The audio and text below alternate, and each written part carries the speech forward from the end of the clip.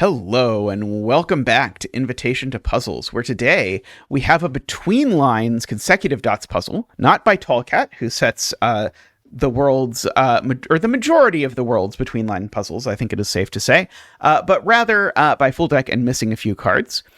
So the way that this rule set works is, first of all, it's got these white dots, which mean that digits on them are consecutive. So these two need to be something like 6 and 7, the canonical choice of consecutive digits. I usually would say they could go in any order, but in this case they can't because of Sudoku, so it would only go 6 there and 7 there. But in general, there's no place you have to put the bigger one in the smaller one. And then we also have these between lines where the digits in the circles have to be bigger than and smaller than every digit on the line in between them. One has to be bigger, one has to be smaller. So you can do it efficiently. So you can do something like let's see, like a 3 and a 6 and a 4 and a 5, something like that. That's fine, but it doesn't need to be efficient. And so we could make that a 9 and that a 1 and that a 2. I mean, aside from the fact that we can't, but, ignoring that part, then that's okay. It just needs to be the case that there's an inequality of this digit is less than everything on the line and this one's bigger than every digit on the line, or vice versa. You don't know which circle is big and which circle is small until you figure it out. All right, so let's have a look. There's a link in the description if you want to try it.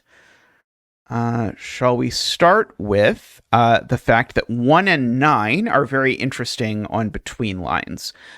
In particular, by on between lines, what I mean about that is they don't go on between lines. Because if you put a 1 or a 9 on the line part of a between line, you run into the issue that now suddenly you need to dream up a digit bigger than 9 or smaller than 1 to put on the circles, and that's going to be a problem. So actually, the 1, 9 are actually a hidden pair in this box. They only go there.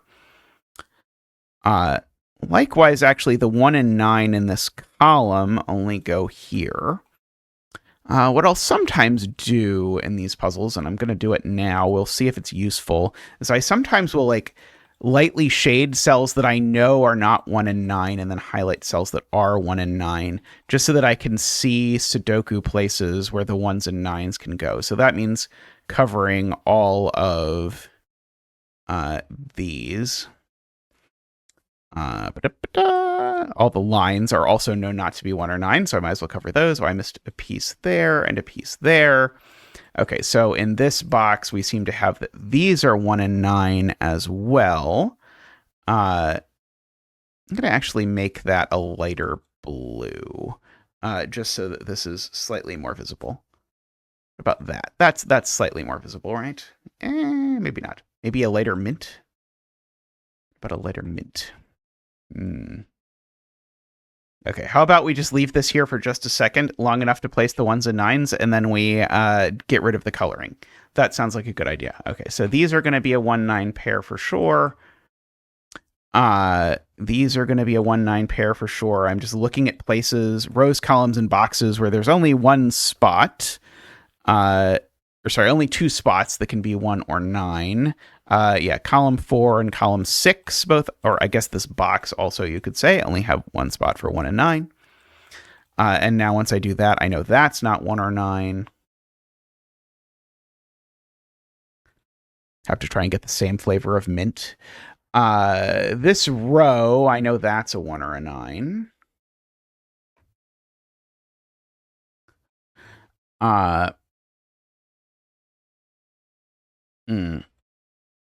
This is, I can do this in a better way. This row, I was going to say, so what I saw was this 1, 9 needs to go here in box 7.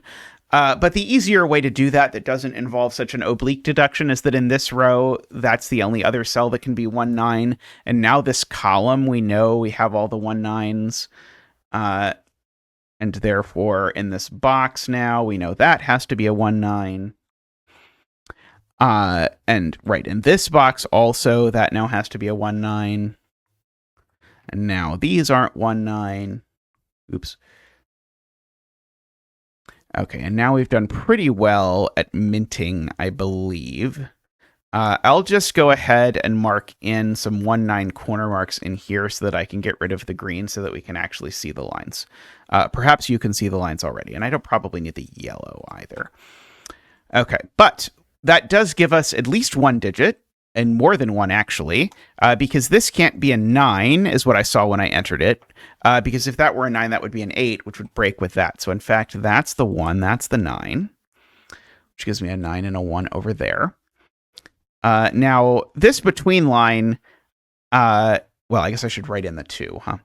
But this between line can't be a between line with 9 in either circle, because then I would need to dream up 2 digits that are between 9 and 9, which is not going to work well. So that's going to be a 1, that's going to be a 9, 9 and a 1.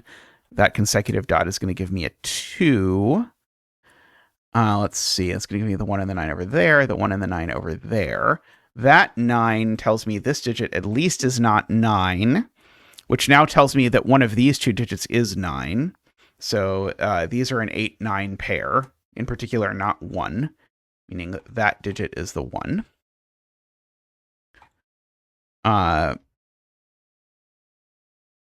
Okay, these 2 digits are probably 8 and 9, but I don't know that yet. Let's see. Okay, so I know this number is most 8, I suppose. Oh, let's see. Let's fill in all of our white dots that are given. So that's an 8 for sure, meaning that this digit is actually an 8 because of Sudoku. So now that's a 7. Let's see. What other digits do I have on white dots? That is an 8 for sure. So now I actually know these are 1, 8, and 9 because the 8 joins the 1 and the 9 here. Okay, so this digit on this end is an 8 or a 9. That means this digit on this end can't be an 8 or a 9. Or again, I'd have to dream up a skedzillion digits that are between 8 and 9 when in fact none suffice. So the only other option is that this is the 1, which makes that the 1. Finishes the 1s in the grid. Now, this digit can't be an 8 because if it was, this digit would have to be consecutive with 8, but it can't be 7 because of the given, and it can't be 9 because you can't put 9 on a between line. So in fact, that's the 9 and that's the 8. So that's the 9, that's the 8 and the 9. And now we've got all of those in the picture. Let's see. Do we have more 8 Sudoku? Unfortunately, 8. Oh, in fact, 8 does just go here. So the answer is yes, we do have more 8 Sudoku if I pay attention. Let's see. Okay, so one of these 2 is an 8, and one of these 2 is an 8. Oh, in fact, that's an 8. Just by Sudoku into this box, these aren't 8, and that's not 8, so that is. And so now, by Sudoku into this box, that... Oh, apparently that was also on a white dot. Who knew? That 1's on a white dot. Let's do our scan for digits that are on white dots that only have one thing consecutive with them. I seem not to have found any, but I'm sure I will somehow again manage to forget. Okay, I know one of these has 4 and one of these has 6 on it, because they each need an even digit, and there's only 2 even digits left in the box, which are 4 and 6. So I know, in terms of completely excessive deductions, that this digit is odd, and it's not 1, 7, or 9, so this is only a 3 or a 5. I hope you enjoyed that. Let's see.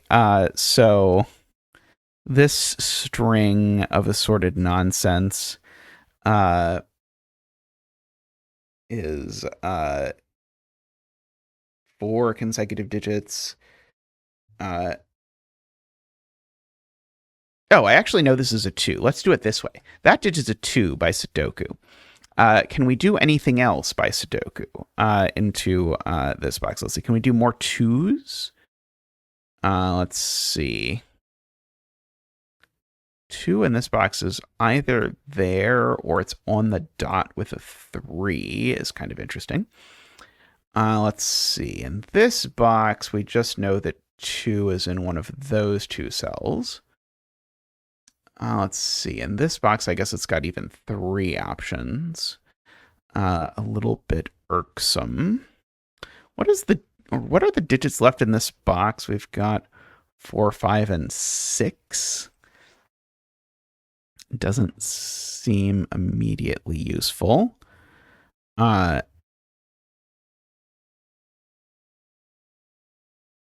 see. Can I do anything with this 7? Yeah, I can do something with the 7. The two 7s together actually tell me that one of these two circles is a 7. And we actually know which one if we're willing to follow the lines.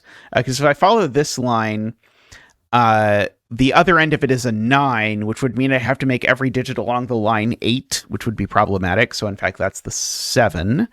And we actually know that 7 is only consecutive with 6 and 8, but 8 is taken, so that's a 6. Okay, so now we need to make sure that these digits don't contain a 7. So one of these two is a 7. So one of... right. So now that's a 7, because this is actually on the between line that has a 7 on the end. So the 7 in row 8 can actually only go there.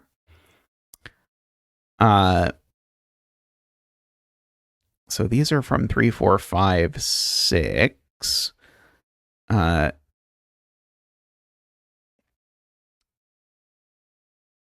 the 3 in this box is on this white dot.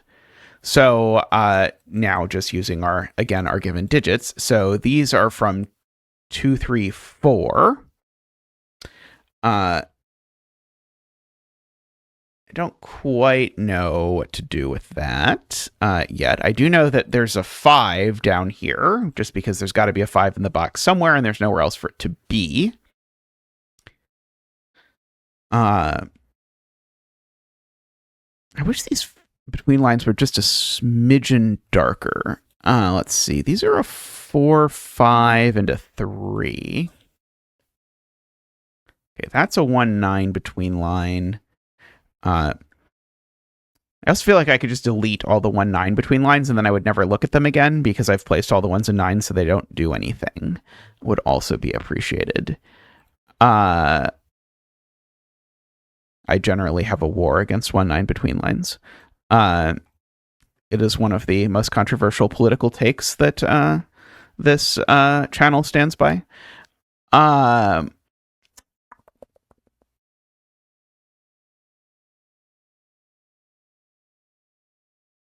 Do I know anything about this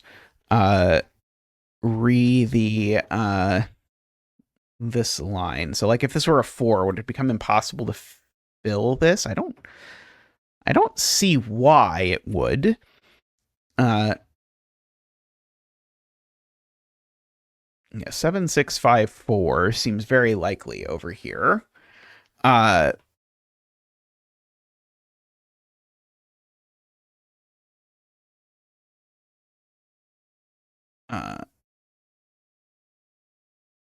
Yeah, if I look at this row, what am I missing? It's 3, 4, 5, and 6.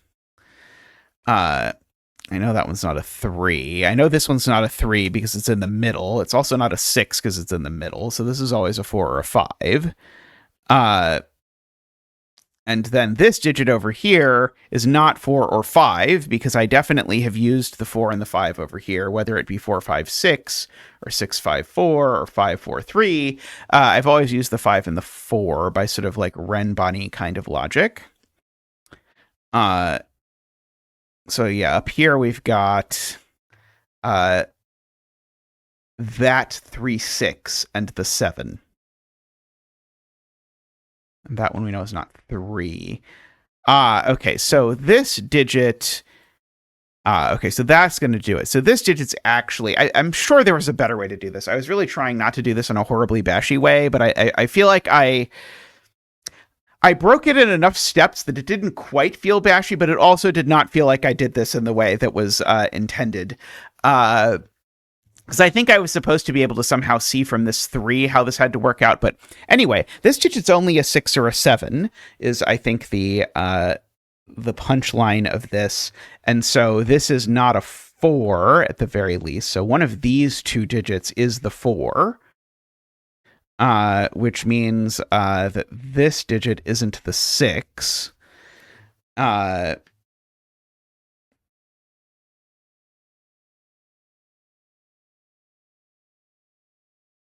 Lord, are there still options? There might still be options. That's even worse.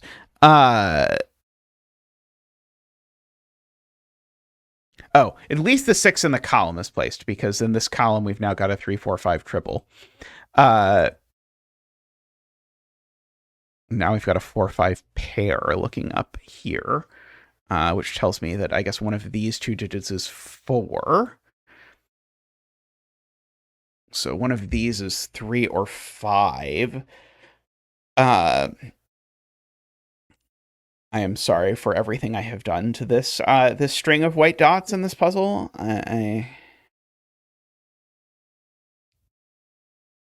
Simon likes the phrase like pencil marked within an inch of its life, which is, I feel, appropriate here for what has happened to this this thing.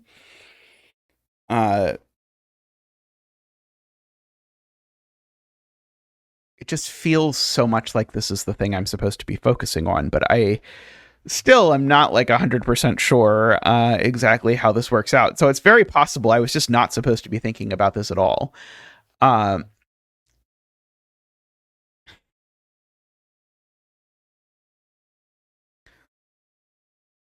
Right. The 4 is definitely next to a 3 is the point. If you would like, because remember there's a 4, 5 pair in the column, so there's a 4 on the white dot. It's definitely therefore next to a 3, which makes that a 5, which makes that a 4, which makes that a 3, which makes that a 5 and a 4 and a 6 and a 5 and a 6 and a 7. Yeah, I feel like that sequence was supposed to be this beautiful string of deductions, and I did not do it justice. However, that worked out. We got there. We figured out what we needed to figure out, and I'm guessing we were very close to the way that it was intended, but we didn't find the sort of holistic framing that would make it quite as pretty as I think it deserved to be. Okay, so this, if we look at it, I'm curious if I'm supposed to use the fact that I know two of the pairs that are looking at it. So this is from this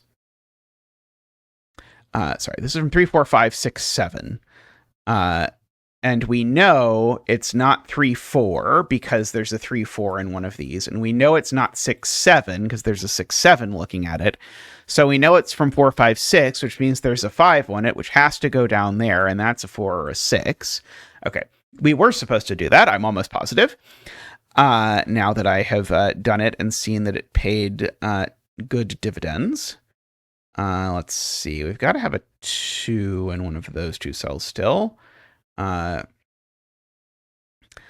don't know what I'm doing with that yet, but probably something. Okay. There's a 5 down here. Right. There's a 5 down in one of these two cells, which is maybe not initially impressive. But it does look up at this and tell me that that's a 5 at least. And so this is the 2 or the 4 that's left in the box, because the 3 is definitely on this dot. If this were a 5, that would be a 4. Seems fine.